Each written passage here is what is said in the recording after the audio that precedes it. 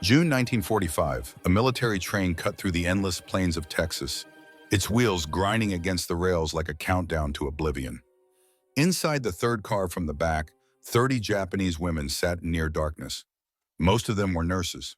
Some were military clerks. All of them were prisoners. 6 weeks they had traveled, from the Philippines across the Pacific to Hawaii, from Hawaii to California, from California to this godforsaken stretch of American heartland where the sky seemed to swallow the earth whole.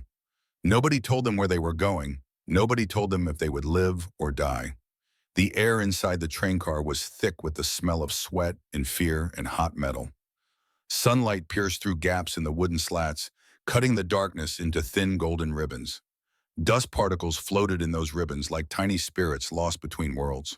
Yoshiko Tanaka sat in the corner, her back pressed against the vibrating wall, her fingers wrapped around a folded piece of paper. The paper was soft from years of handling, its creases worn thin, its edges frayed. It was a letter from her brother Kenji, the last letter he ever wrote before dying at Guadalcanal. She had read it so many times she could recite every word from memory. But she read it again anyway, her lips moving silently in the shadows.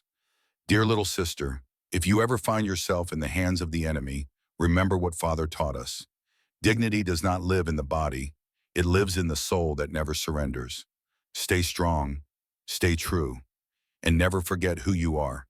Your brother always, Kenji. Yoshiko closed her eyes and pressed the letter against her chest. Kenji had been 30 years old when he died. He had been a teacher before the war, a gentle man who loved poetry and hated violence. But he had joined the army anyway, desperate to prove that their family was loyal to the emperor, because their father had loved America, and in wartime Japan, loving America was the same as treason. The weight of two worlds. Professor Hiroshi Tanaka had studied at Stanford University in 1910, long before the world went mad. He had fallen in love with American buffins, American literature, American ideals.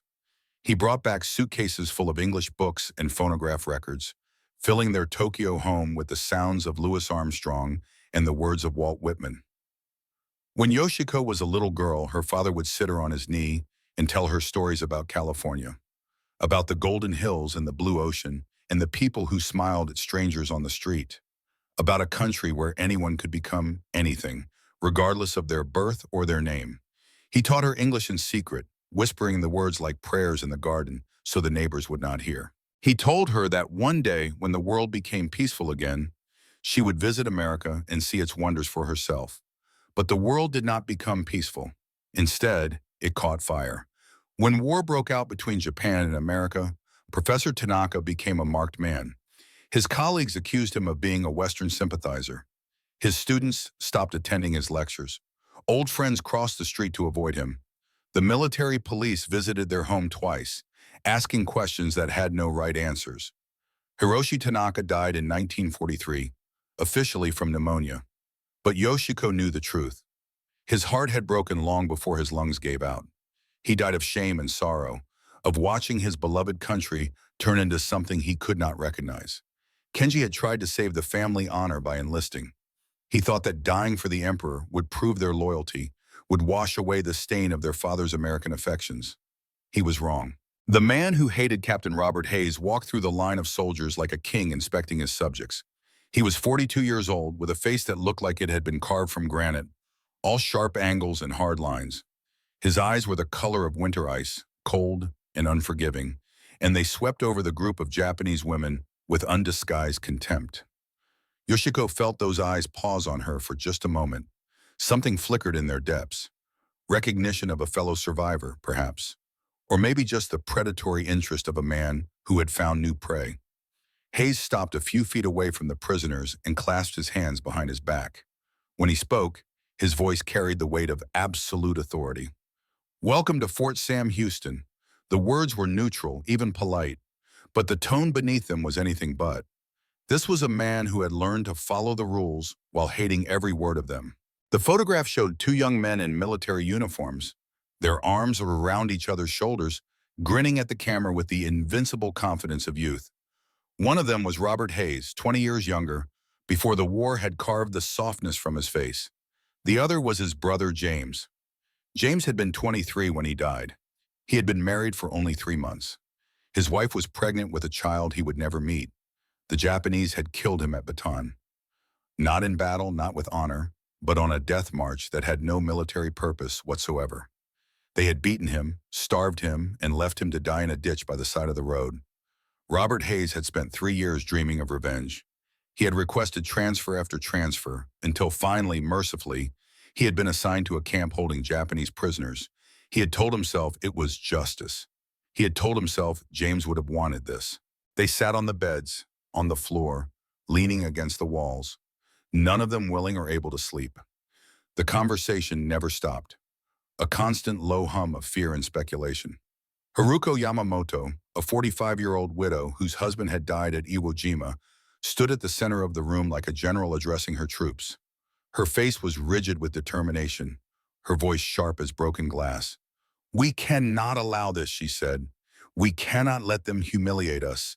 Our ancestors would spit on our graves if we surrendered our dignity so easily." Several women nodded in agreement.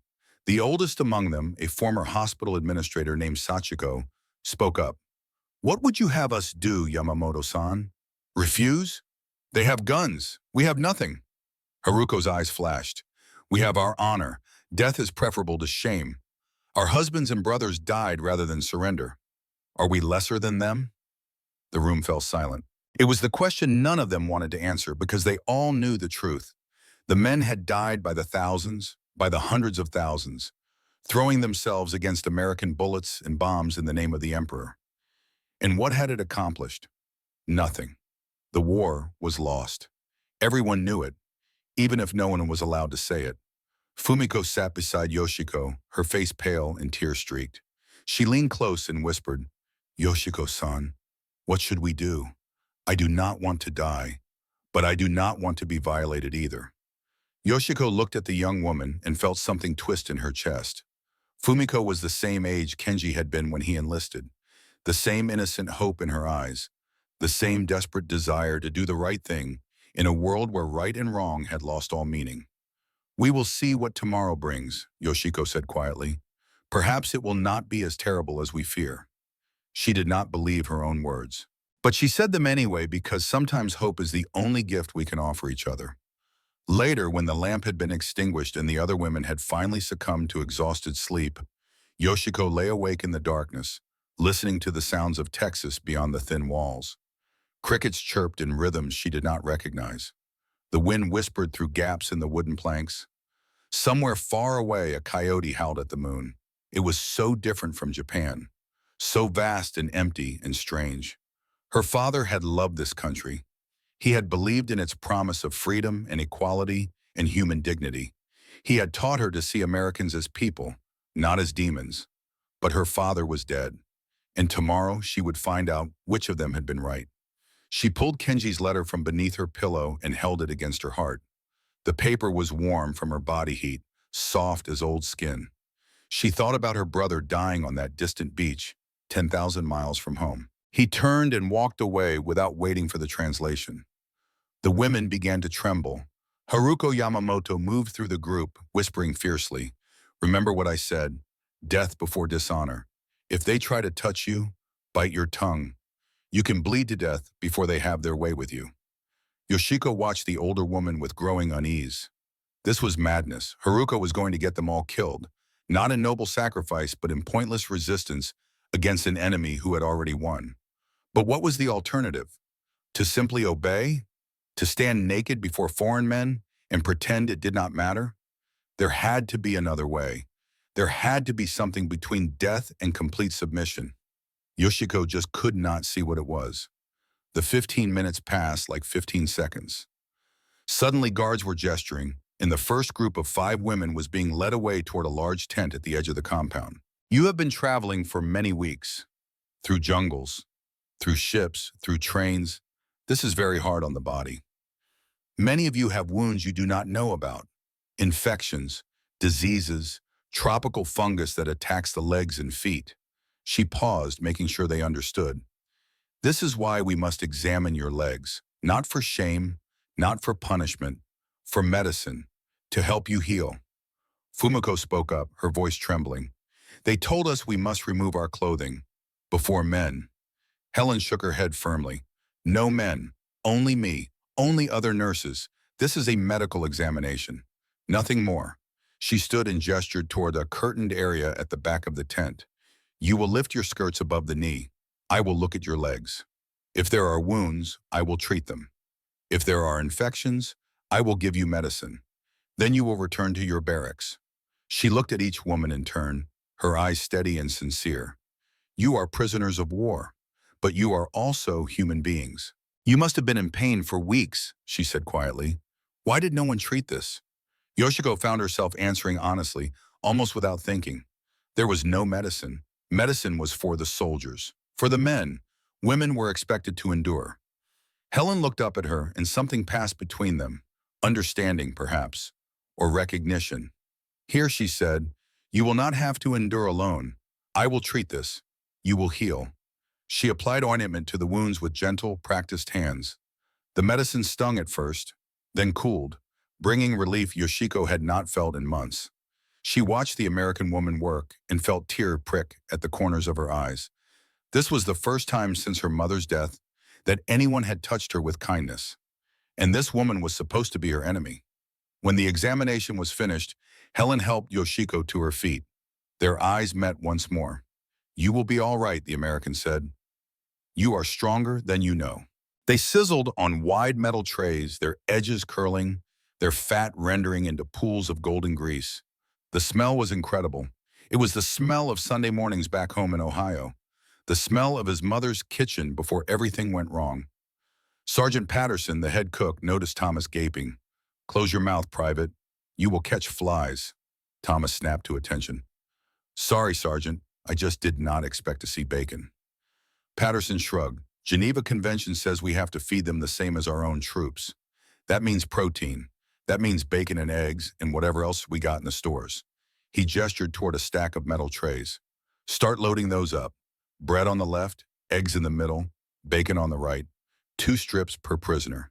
Thomas moved to obey, but his hands were not steady. He kept looking at the bacon, then looking away. 2 strips per prisoner. For the Japanese.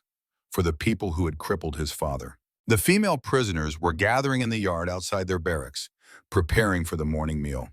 They looked small and tired and afraid, their borrowed American clothes hanging loose on their thin frames. Some of them were crying, others stared at the ground with empty eyes.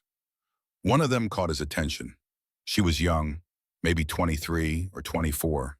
She had a round face and large dark eyes that reminded him painfully of Emily. She stood slightly apart from the others, her arms wrapped around herself, shivering despite the Texas heat. Thomas watched her for a long moment. She did not look like a monster. She did not look like someone who had crippled his father or killed his countrymen. She looked like a frightened girl who wanted nothing more than to go home. Private Miller. Thomas jumped. Sergeant Patterson was glaring at him. Those trays are not going to load themselves. Get moving. Yes, Sergeant. Thomas returned to his work. Hayes let the silence stretch for a long moment before speaking. I have been watching you, Crawford. I have seen the way you coddle these prisoners. The soft drinks, the extra medical attention, the way you speak to them like they are guests at a hotel rather than enemy combatants. He leaned forward, his voice dropping to a dangerous whisper. It stops now. Helen kept her eyes fixed on a point above his head. With respect, Captain, I am following Geneva Convention protocols for prisoner care. Everything I have done has been within regulations. Hayes slammed his hand on the desk, making Helen flinch despite herself. Do not quote regulations at me, Sergeant. I know the regulations better than you do, and I know how to work within them while still accomplishing my objectives. He stood and walked around the desk, stopping inches from Helen's face. Tomorrow morning there will be another medical examination. This time full upper body inspection. All prisoners will remove their clothing from the waist up. For tuberculosis screening. Helen's composure cracked. Captain, that is not medically necessary. We can screen for tuberculosis with a stethoscope and a questionnaire. There is no need to make them undress completely. Hayes smiled. It was not a pleasant expression. The regulations say I can order any examination I deem necessary for camp health and safety. I have deemed this necessary. You will comply. Helen shook her head. I will not. This is not about medicine. This is about humiliation. You want to break their spirits because you cannot break their bodies. The temperature in the room seemed to drop 10 degrees. Hayes's smile vanished. Be very careful, Sergeant. You are on thin ice. I am standing on principle, sir. There is a difference. Hayes stepped even closer, his breath hot on her face. Your husband is missing in the Pacific, correct? Probably in a Japanese prison camp, if he is still alive at all. Do you know what they are doing to him right now? The beatings, the starvation, the torture. He paused, letting the words sink in. And you want to give their women Coca-Cola. Helen met his gaze without wavering. What they do does not change what we should do. If we become as cruel as our enemies, we lose something more important than any battle. We lose ourselves. Hayes laughed bitterly, spoken like someone who has never lost anyone. I have lost plenty, Vegeta. I have just chosen not to let that loss turn me into a monster. Silence filled the room. Hayes stared at Helen as if seeing her for the first time. Something flickered in his eyes. Pain, perhaps, or recognition of a truth he did not want to acknowledge. Then the moment passed and his face hardened again. The examination will proceed tomorrow. That is a direct order.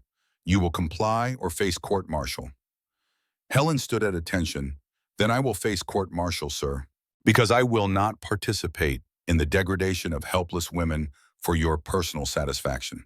She saluted crisply, turned on her heel, and walked out of the office. Behind her, Captain Hayes sank into his chair and stared at the photograph of his brother. His hands were shaking, his heart was pounding. Nobody had ever spoken to him like that before. Nobody had ever challenged his authority so directly, so fearlessly. And nobody had ever made him feel so unsure of whether he was right. The letter. That night, Helen Crawford sat at her small desk and wrote a letter. It was not addressed to David. She had written him hundreds of letters over the past 3 years, all of them stored in a box under her bed, waiting for an address that might never come.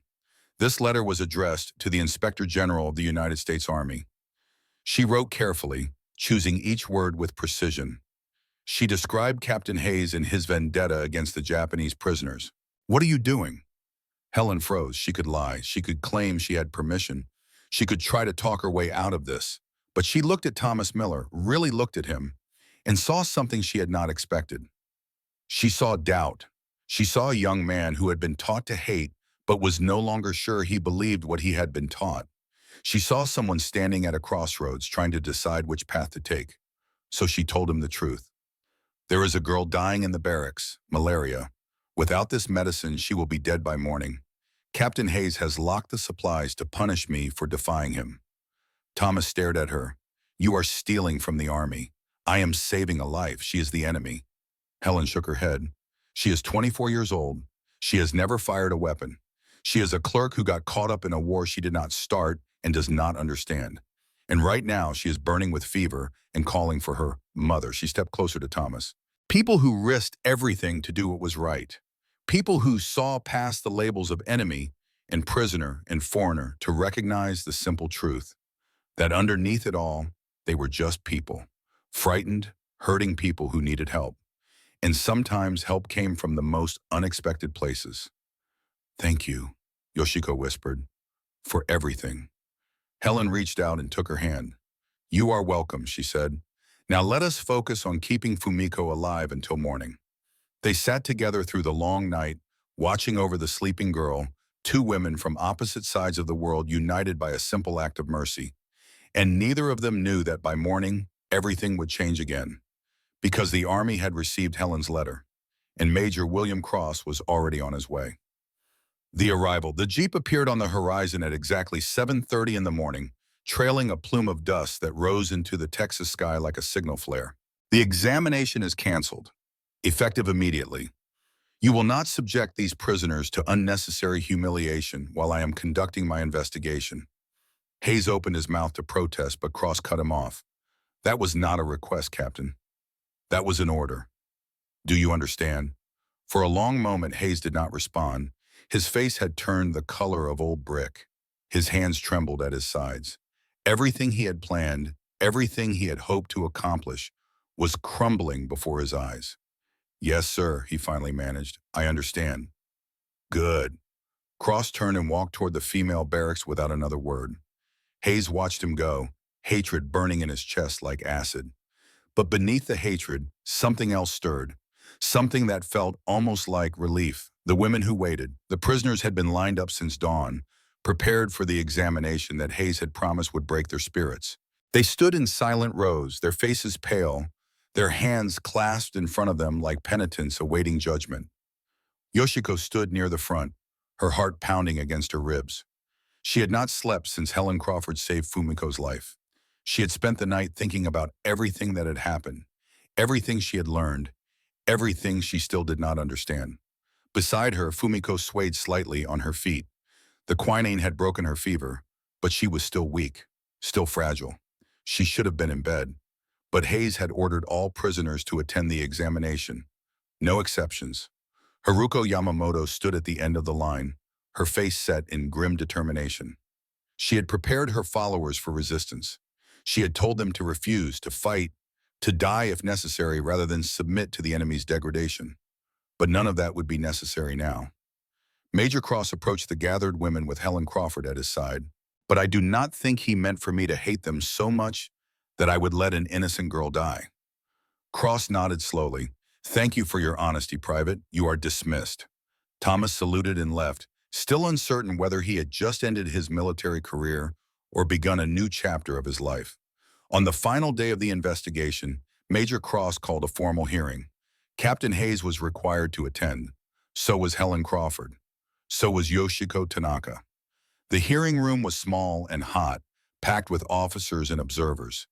Hayes sat at one table, his face a mask of controlled fury. Helen sat at another, her hands folded calmly in her lap. Yoshiko stood near the back, her heart racing, wondering why she had been summoned. Major Cross read the charges against Helen Crawford: breaking and entering, theft of military property, disobeying a direct order. Each accusation fell like a hammer blow, reminding everyone in the room of the severity of what she had done. It only dishonors his memory. Hayes's face had gone white. His hands gripped the edge of the table so hard his knuckles looked like bone. Helen continued, "My husband David is missing in the Philippines. He may be dead. He may be suffering in a Japanese prison camp at this very moment. I have every reason to hate these women. I have every reason to want them to suffer the way David might be suffering." Her voice cracked, but she pressed on. But David would not want that. David became a doctor because he believed that healing was sacred, that suffering was the enemy, not the people who happened to be suffering. He wrote me a letter before he disappeared. He said that a healer heals everyone, not just friends, not just countrymen, everyone. She straightened her shoulders. I broke the law to honor that belief, and I accept whatever punishment this hearing decides to impose. Silence filled the room. Then Major Cross spoke. "Thank you, Sergeant Crawford. Please be seated." Everything she had experienced, everything she had learned, everything she had felt since arriving in Texas had led to this. She began to speak. "When we arrived at this camp, we were terrified. We had been taught that Americans were demons, that they would rape us and torture us and kill us for sport. We expected to die. Many of us had already decided to take our own lives rather than submit to the horrors we believed were coming." She paused, gathering her thoughts. "Then we were told that we would have to remove our clothing for a medical examination. We thought it was the beginning of the end. We thought the degradation had started." Her voice grew stronger. But it was not degradation. It was medicine. Sergeant Crawford examined our legs and treated our wounds. She gave us ointment and bandages. She spoke to us with respect, not contempt. Yoshiko looked at Helen, then back at Major Cross. In the Japanese military, wounded women were often left to die. Medicine was for soldiers, for men. We were expected to endure our pain in silence or to die quietly so as not to burden others. No one ever treated our wounds. No one ever asked if we were suffering. She felt tears building behind her eyes, but refused to let them fall. Sergeant Crawford did. She asked. She cared. And when she gave us Coca-Cola on the hottest day of summer, it was not a trick or a manipulation. It was kindness, simple human kindness that we had been taught did not exist in America. Yoshiko turned to face Captain Hayes directly. "I know this man hates us. I know his brother died at the hands of Japanese soldiers. I know he wants us to suffer the way his brother suffered. Her voice did not waver. But we did not kill his brother. We are nurses and clerks. We bandaged wounds and filed paperwork. We never held weapons. We never took lives. And punishing us for crimes committed by others is not justice. It is cruelty. She turned back to Major Cross. My father loved America. He studied at Stanford University. He taught me that this country was built on ideals of freedom and human dignity. He died believing that those ideals were real, even as our own country called him a traitor for believing them. A tear escaped and rolled down her cheek. Sergeant Crawford has shown me that my father was right, that there are Americans who believe in those ideals and live by them, even when it costs them everything. She broke the law to save Fumiko's life. She risked her career and her freedom to protect women she had every reason to hate. Yoshiko's voice rose. If you punish her for that, if you send her to prison for choosing compassion over cruelty, then you are telling the world that my father was wrong, that America is not what it claims to be, that the ideals written in your Constitution are just words on paper, meaningless when tested by reality. She took a shaky breath. But I do not believe that. And I do not think you believe it either. Silence. Then Major Cross spoke. Thank you, Miss Tanaka. You may step back. He looked around the room at the officers and guards and prisoners who had gathered to witness this moment. I have heard enough. I am prepared to render my decision. The verdict, Major Cross stood. Sergeant Helen Crawford, the charges against you are serious. You broke military law. You disobeyed a direct order. You stole property belonging to the United States Army. Helen's face remained calm, but her hands were trembling in her lap. However, Cross continued, the circumstances of your actions must be considered. You acted to save a human life. You acted in accordance with the Geneva Convention's requirement that prisoners receive necessary medical care. And you acted when your commanding officer had deliberately obstructed that care for personal reasons. He turned to look at Captain Hayes. Captain Robert Hayes. My brother died at Guadalcanal. He was 30 years old. He was a teacher before the war. He loved poetry and hated violence. But he joined the army anyway because our father had been called a traitor for loving American culture. And Kenji thought he could restore our family's honor by dying for the emperor. Hayes said nothing. He was wrong, Yoshiko continued. His death did not restore anything. It only created more pain, more grief, more hatred. She met his eyes directly. I think you know what I am talking about. For a long moment, Hayes did not respond. Then something shifted in his expression, a crack in the wall he had built around himself. My brother James, he said quietly. He was 23. I know. He was the best person I ever knew. Funny, kind, always trying to help people. He joined the army because he wanted to make a difference, not because he wanted to kill anyone. Hayes' voice broke. And they killed him. They beat him and starved him and left him to die in a ditch like an animal. And I have spent 3 years trying to make someone pay for that. He looked at the leaflet in his hand, but it does not matter anymore, does it? The war is over. The emperor surrendered, and James is still dead. Yoshiko nodded slowly. Yes, he is still dead, and my brother is still dead, and nothing we do can change that. She paused, but the war is over, and maybe that means the hatred can end too. Hayes laughed bitterly. You make it sound so simple. It is not simple, Yoshiko said. It is the hardest thing in the world, but it is the only way forward. She turned and walked away, leaving Hayes alone with his grief and his leaflet and the sounds of celebration all around him. She did not know if her words had made any difference. She did not know if Hayes would ever find peace, but she had tried, and sometimes trying was all anyone could do. This is my address in Ohio. If you ever need anything, if you ever want to write, I will be there. Yoshiko looked at the envelope, then back at Helen. I received news yesterday, Helen continued. David is alive. He was liberated from a prison camp in the Philippines. He is coming home. Yoshiko felt tears spring to her eyes. I am so happy for you, Crawford-san. Helen smiled through her own tears. He survived. And so did you. And so did Fumiko. That is what matters. Not the war, not the hatred, just the survival, just the going on. She reached out and took Yoshiko's hands. Take care of yourself. Build a good life. And remember that enemies are not always what they seem. The ship's horn sounded, calling passengers to board. Yoshiko squeezed Helen's hands one last time. I will remember, I promise. She turned and walked toward the gangway, Fumiko at her side. At the top of the ramp, she looked back. Helen was still standing on the dock, one hand raised in farewell. Yuki sat on the floor beside her grandmother's chair, her legs folded beneath her, her face turned upward with expectant attention. And Yoshiko began to tell her. She told her about the train ride through Texas, about the fear and the heat and the certainty of death.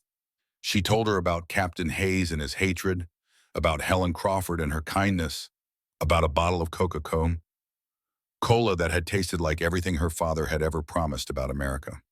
She told her about Fumiko's fever and Helen's midnight theft, about the hearing and the testimony and the verdict that had proven her father right, about the leaflets falling from the sky like snow, announcing the end of everything they had known. And she told her about the envelope. Yoshiko reached into the drawer of her desk and pulled out a small, yellowed envelope. The address was faded but still legible. Ohio, 60 years old, never used. I have kept this since the day I left America, she said. You showed me that my father was right to love America, right to believe in its ideals, right to teach me that people are more than their nations or their uniforms. I have tried to live by that lesson. I became a nurse after the war. I spent 40 years caring for patients of every nationality, Japanese, American, Chinese, Korean. I never asked where they came from. I only asked what they needed. I did this because of you, because you showed me what it looked like to heal without hatred, to serve without judgment, to love without borders. I do not know if you are still alive. I do not know if this letter will ever reach you, but I needed to write it anyway. I needed to tell you that your kindness mattered, that it echoed through 60 years and touched lives you will never know. Thank you, Helen Crawford. Thank you for the Coca-Cola on that hot Texas day. Thank you for the medicine that saved Fumiko. Thank you for standing up to Captain Hayes and showing us that America was more than its anger. Thank you for being the person my father always believed Americans could be, with eternal gratitude and respect. Yoshiko Tanaka. She folded the letter carefully, placed it in an envelope, and wrote the Ohio address in her shaky hand. The next morning, she asked Yuki to take it to the post office. And then she waited. The answer, 6 months later, a package arrived from Ohio. Yoshiko's hands trembled as she opened it. Inside was a photograph and a letter. The photograph showed an elderly woman with white hair and kind eyes, sitting in a wheelchair in what appeared to be a nursing home. She was smiling. In her lap was Yoshiko's letter, slightly crumpled, as if it had been read many times. On the back of the photograph, someone had written in English, Helen Crawford, age 95. 3 weeks before she passed. The letter was not from Helen. It was from her daughter. Dear Mrs. Tanaka, my name is Sarah Crawford Morrison. I am the daughter of Helen and David Crawford. My mother passed away on March 15th of this year, peacefully in her sleep. She was 95 years old. Your letter arrived 2 weeks before she died. It was the last letter she ever received. She read it every day. She cried every time. She talked about you constantly in those final weeks. She told me about Texas, in the camp, in the night she broke into the medical depot.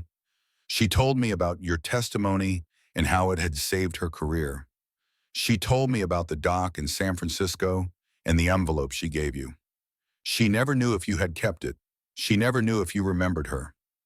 Your letter answered both questions. I want you to know that my mother considered that summer in Texas to be the most important time of her life.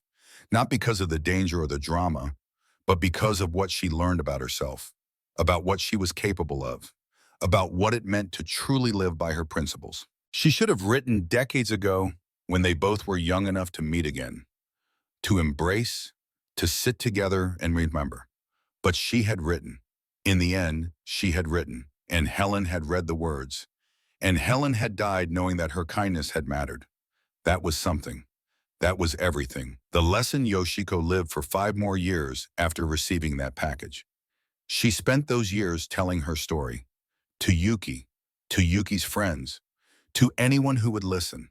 She spoke at schools and universities. She wrote articles for newspapers and magazines.